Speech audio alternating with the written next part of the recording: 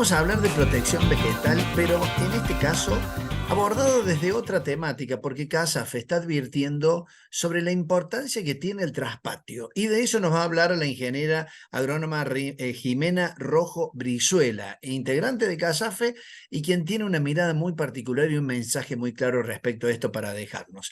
Jimena, un placer saludarte. ¿Cómo estás? Hola Julio, muchas gracias. La verdad que para mí es un placer tener esta oportunidad de poder conversar con vos. La verdad siempre es lindo cómo la tecnología une, aunque yo esté en este momento en Jujuy, tener la oportunidad Ujú. de estar con ustedes en este momento. Bueno, y con un mensaje decíamos realmente muy bueno, porque vamos a hablar de la noción de traspatio. Y ustedes en CASAFE dicen que cualquier persona que tiene la posibilidad de disfrutar de un patio interno, tiene la posibilidad o también la responsabilidad de cuidar de ese patio y todo lo que hay en él, especialmente las plantas. Sí, es así. Eh, por ahí es mucho más fácil cuando nosotros hablamos desde lo animal, de tenencia responsable. Siempre es como para nosotros más fácil entender que si tenemos, por ejemplo, un perrito o un gato en la casa, tenemos que ser responsables del bienestar de ese ser, que es un ser sintiente. Y entonces es mucho más difícil con las plantas porque no pueden expresar muy fácilmente lo que les ocurre. Entonces nosotros, los tenedores de estos organismos, tenemos que empezar a afinar un poco nuestra capacidad empática y nuestra capacidad de mirar para empezar a ver qué es lo que les están pasando a estos seres tan especiales y a los que les debemos mucho, ¿no? Sí, totalmente. ¿Y por qué insisten ustedes en que no solamente se debe cuidar de las plagas o de las malezas, los cultivos que nosotros dedicamos precisamente a la producción de alimentos, sino también los que tenemos en el patio o en el traspatio? Bueno, las plantas o los cultivos que nosotros tenemos en el traspatio, llámese un naranjo o una planta de tomate, porque a veces ni siquiera es que tienen que ser un jardín muy grande, podemos estar hablando de estos jardines verticales o las macetas que se empezaron a armar en algunos balcones en las ciudades. También son espacios que tenemos que preservar y cuidar y también son lugares en donde tenemos que tener esta conciencia que yo te decía sobre el bienestar de estas plantas. Y vos me preguntabas por qué es tan importante y por qué esto va a tener algún tipo de repercusión en lo que pasa después en las plantas que están en el campo o en los sistemas que con los que nosotros producimos alimento a gran escala. Bueno, lamentablemente las plagas que afectan a los cultivos a gran Ujú. escala, llámense enfermedades o insectos que les afectan, no distinguen entre plantas que son cultivadas con destino comercial de las que son cultivadas con un destino de consumo familiar, por ejemplo. Ujú. Y muchas veces estos espacios son reservorios para las plagas. Y mucho más, por ejemplo, cuando nosotros encontramos espacios como pequeñas quintas o pequeñas huertas que han sido abandonadas, por ejemplo, pequeños grupos de 4 o 5 árboles cítricos, en donde ya como perdieron el interés, nadie los cuida, se empiezan a pescar, empezamos a tener la plaga más común en este tipo de sistemas, es por ejemplo la mosca de los frutos. Empieza a haber mucha mosca de los frutos que después nos afectan, no sé, los tomates, nos afectan todos los otros frutos que nosotros también vamos a querer cosechar. Y desde ahí van a ser reservorios que van a volar a los sistemas productivos. Por ejemplo, si estamos hablando desde los cítricos, un pequeño grupito de cítricos que tengamos nosotros en la casa, eh, no sé si habrán sentido nombrar, pero una plaga muy importante para los cítricos en este momento es el HLB, Sí. que es una virosis.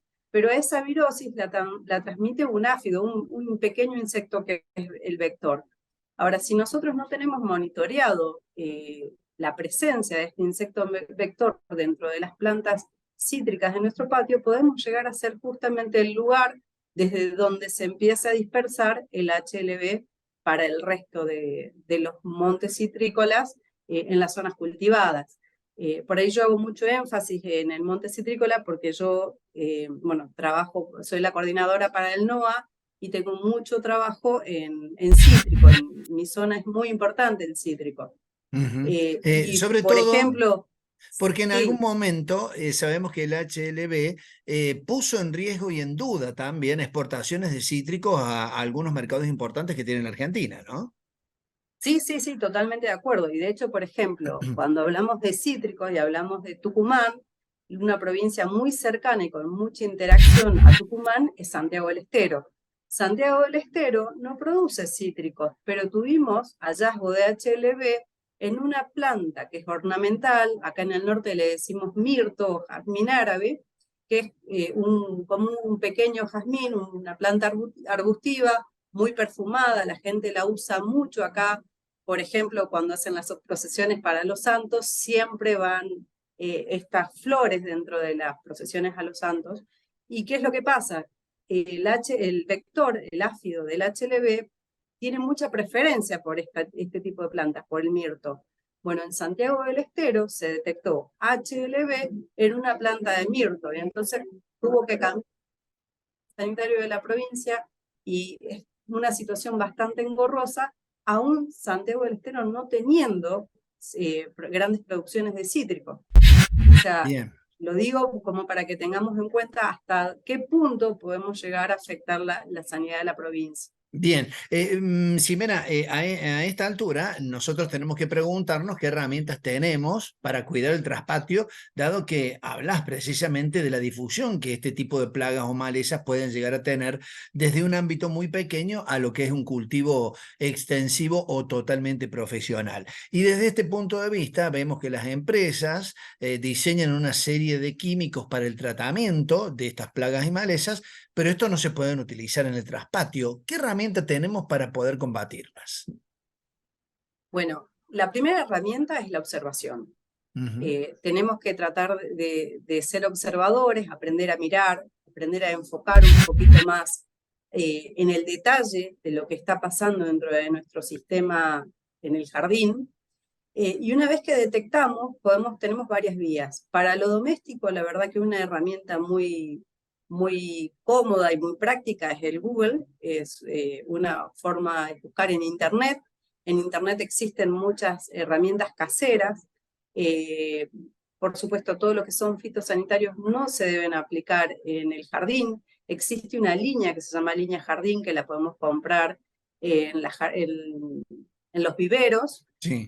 o preguntarle a nuestro jardinero, y si conocemos algún ingeniero agrónomo también podemos consultar con un ingeniero agrónomo, sería una muy buena opción. Pero después tenemos buenas herramientas caseras dentro de estas opciones. Por ejemplo, mi abuela, siempre que teníamos cochinillas, lo que hacía era un agua japonesa, jabón en pan, lo rallaba, hacía un agua jabonosa y con eso lavaban las plantas. Y entonces por ejemplo, el rosal de la casa o las plantas pequeñas, es una forma fácil de poder llegar a una muy buena solución. Y después otra forma muy fácil también es idear, y se pueden encontrar dentro de Internet distintas trampas. Las trampas caseras para mosca de los frutos también son una muy buena opción, por ejemplo, que no son más que una botella con algunas aberturas que permiten que las moscas entren, con un poco de jugo dentro de la botella, tipo 5 centímetros de altura, y se las cuelga dentro del árbol, dentro de la canopia del árbol, entre medio de las ramas. Entonces las moscas entran a tomar el jugo y después no pueden salir. Es una forma de no tener ningún tipo de riesgo para los niños o las mascotas que tenemos en la casa, y tomar una medida que es bastante prolija.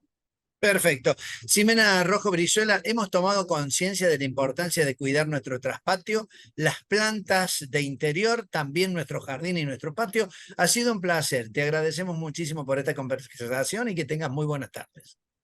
Muchísimas gracias, Julio, y siempre es un placer poder conversar con un cordobés amigo.